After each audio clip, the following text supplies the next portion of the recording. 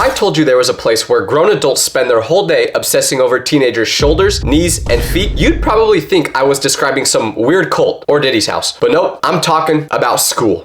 Because apparently, even with all the problems that exist at school, bathrooms that look like they haven't been cleaned since the Cold War, kids smoking Smarties, the thing schools have decided to focus on is making sure that no one can see your shoulders. School dress codes are genuinely insane, and today, I'm breaking down the most ridiculous ones, and how funny the difference between dress codes for girls is versus boys. Let's start out with what might be the freakiest dress code of all time, the war on shoulders. I genuinely need to know who looked at a human shoulder one day and thought to themselves, yeah, if we let a girl walk into school showing these off, no boys are gonna be able to focus. Because schools will literally pull students out of class mid-lesson, all because they're wearing a tank top. And the excuse is always the same. It's distracting to the other students. Distracting who? Who is sitting in algebra getting distracted by shoulders? Has anyone in the history of school ever been like, you know, I was trying to do the quadratic formula, but then I saw Sarah's shoulders and now I can't focus? No.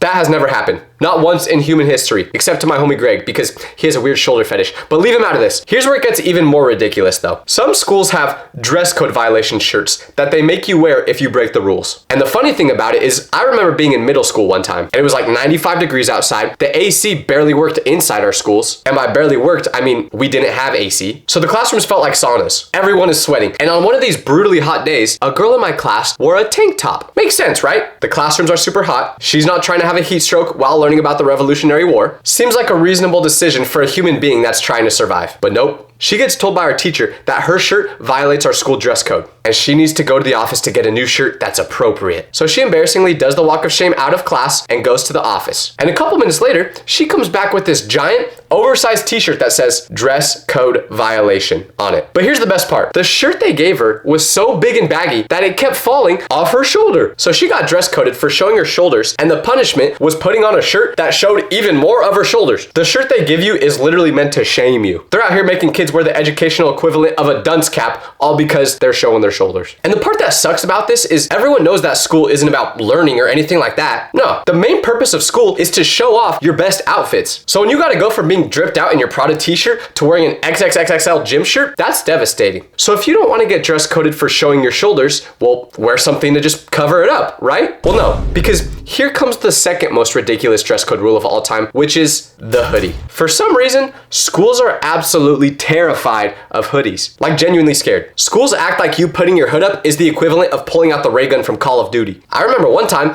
a kid in my class literally got detention for just putting his hood up. The same punishment you'd get for skipping class or cheating on a test. And why is this dress code a rule in the first place? Security reasons, because they need to see your face, right? But what does that even mean? Do you think someone is gonna try impersonating another person by putting a hoodie on? I promise you that if a school intruder sneaks onto my campus, putting a hoodie on over their head is not gonna be a good enough disguise. Unless all the people working at the school just have the IQ of Dr. Doofenshmirtz. What are you? A platypus?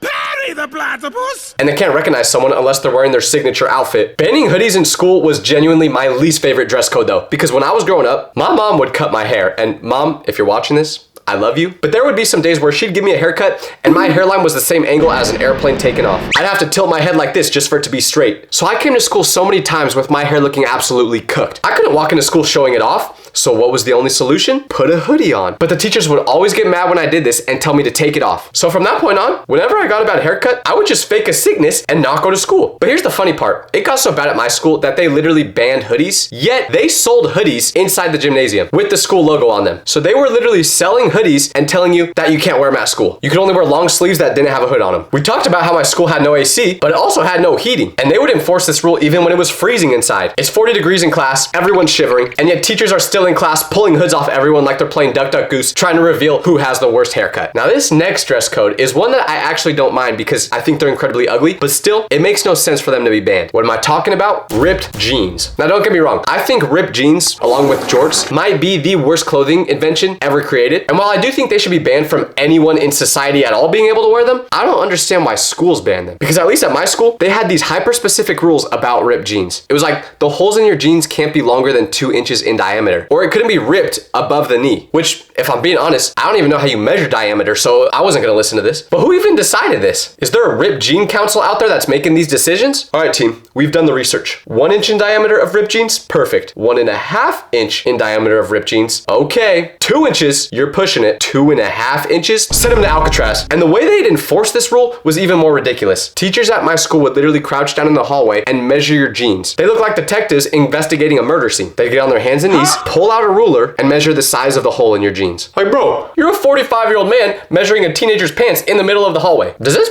not seem a little weird to you? If you did this in any other setting, you'd be getting a restraining order. Maybe if the teachers focused more on teaching me in class and not examining everyone's jeans, I would have turned out to be a doctor and not someone who makes 6'7" and oil up jokes on the internet. Okay, no, I still definitely would have done that, but maybe someone else would have been a doctor. Well, guess what, Tyler? I have the solution. If school dress codes are so bad, why don't we just make everyone wear the same thing? Why don't we just have school uniforms? That's a great idea in theory, but somehow school uniforms are even worse. Because uniforms are supposed to be the great equalizer, right? Everyone's wearing the same thing, so you couldn't possibly have something on that violates the dress code. It's fair, except that's not true. Because even with school uniforms, kids will still find a way to customize it. They'll wear expensive shoes, designer belts, crazy backpacks, and if you have school uniforms, you're probably going to a private school, which means your parents are probably loaded, so I know you guys are dripped out. Making people wear school uniforms is like putting a band-aid over a broken leg and calling it fixed. I had a friend who went to private school where they had to wear school uniforms, and he would literally sag his pants. How did he sag in dress pants? The world may never know, but he did it. Point is, no matter what you do, you can't stop people from getting their drip on. The hilarious part about all these dress codes is how teachers will try to enforce them. Like, I don't know if this was just my school or if everyone had it, but we had something called the fingertip rule. For those who don't know, the fingertip rule is when you have to stand up straight, put your arms at your side, and your shorts or your skirt had to be longer than how far your fingertips go. Sounds reasonable, right? Wrong, because I know a lot of you probably think that I'm just a floating head who doesn't actually have a body, but to your surprise, I actually do have limbs. And for some reason, I have really long arms and not that long of a torso. I'm built like Peter Griffin in that one Family Guy episode where he for some reason becomes a woman. So if I put my hands down to my side, they almost go all the way to my knees, which means for me, I literally couldn't wear anything that was above my knees. And this was a problem because I like wearing shorter shorts. Now I'm not talking Drewski length short shorts, but a couple inches above the knee. But unfortunately, my Slenderman arms made it so that I could only wear long shorts to school every day. It was tragic. Who knows how many missed relationships I had in high school just because the girls didn't like my outfits. That's definitely not the reason I didn't have a girlfriend in high school. But anyway, point is, this rule makes no sense at all. Like, I knew one kid who was born without a left arm. So does that mean he could have pulled up to school every day without wearing any shorts on his left leg and not been dress coded? The funny thing is that I'm pretty sure this rule was made specifically for girls, but instead they had to enforce it on me because I like showing off those pasty legs. And speaking of dress codes that were made specifically for girls, we need to talk about the most obvious one that no one mentions. Dress codes for boys versus dress codes for girls. Because let me paint you a picture of what the dress code enforcement actually looks like inside schools. I remember one time in school, it was disgustingly hot. And like I said, our AC was trash. And this girl in my class wore a shirt that looked just like this. Teacher saw that, shook her head right away and went, absolutely not. You know the rule. Go to the office and get a shirt that doesn't violate the dress code. And I'm thinking, yeah, this rule is stupid, but come on, you know the rules by now. You probably shouldn't have worn that shirt knowing that. Until I turn my head 90 degrees and see a guy from the football team. What is he wearing? A tank top with a hole so big that you could see his full stomach through, rib cage and everything. Looks like it hasn't been washed in 6 weeks, has a mystery stain on it, which I don't want to know what that was. His tank top revealed more than a girl's Halloween costume, yet the teacher didn't say anything. Matter of fact, the teacher literally went up to him and started asking him questions about the football game that week. I saw him wear that shirt about once a week to school without ever having a problem. Yet the girl had to go to the office and spend the rest of the day with pit stains from wearing a shirt that was made for Shaquille O'Neal. It's like schools have two completely different rule books. One for girls that's 38 pages long with subsections and a bunch of bullet points and footnotes and diagrams. And then there's the one for boys, and this one just says, hey, you do you, twin. Here's a list of things girls get dress coded for. Showing your shoulders. Shorts are too short. Wearing leggings. Shirts too tight. Shirts too loose. Ripped jeans with a hole the size of a quarter. Wearing the color neon yellow. I'll explain that one later. And here's a list of things boys get dress coded for. Showing up naked. That's it. That's the end of the list. And I know what you guys are thinking. Tyler, you're just catering towards the girls because you want them to like you. And you know what I say to that? How dare you accuse me of that? Because I, a 6'5" feminist who loves Taylor Swift, matcha, and whatever else girls like, Pilates, but I would never cater towards the girls. Now, I've made a list of some ridiculous dress codes that you guys told me exist at your school. So let's rapid fire through the most random ones. No pajama pants, because apparently it's a crime to be comfortable while you're failing algebra. No bandanas. When I asked this person why bandanas weren't allowed at their school, They said it's because the school thinks it's gang related. What kind of school are you going to that has gang members in it? Degrassi High School? I've never actually watched that show, but I'm guessing it's a dangerous school since Drake got shot in it. Just so everybody knows, guys, if you wear a bandana, you are in a gang. It's not your choice. That's just how it works. Next rule, no sunglasses. Even when the sun is literally blinding you. Why? I don't know, maybe because they think students are hiding something behind their eyes. My one question with this rule is, does it also apply to blind students? This next one is crazy. No graphic tees. Some schools ban all graphic tees, even if they're completely appropriate. You could be wearing a t-shirt that says, I love puppies, and it would still get dress coded. I would have just had to drop out if this was at my school because that would have meant I couldn't wear my I love LeBron shirt to school every day. Next one, no distracting colors. I'm not even joking. Apparently some schools ban wearing neon shirts because they're too distracting. Honestly though, I agree with this one because whenever I was in school, I could not focus if I saw someone wearing a neon shirt. But then I graduated kindergarten. So after all this, you might be wondering, why do dress codes even exist? What's the point? Well, after doing my research, experiments, and testing, I have found out the true reason why dress codes exist. And did I just put glasses on to look smart while I was saying I did research? Who cares? Mind your business. But here's the real reason dress codes exist. It's never been about wearing inappropriate clothes that make it hard for boys to concentrate. If that were the case, sandals would have been banned a long time ago because let's be real, ladies and gentlemen, we all love feet. Am I right? No? Okay, I got a little carried away there, sorry.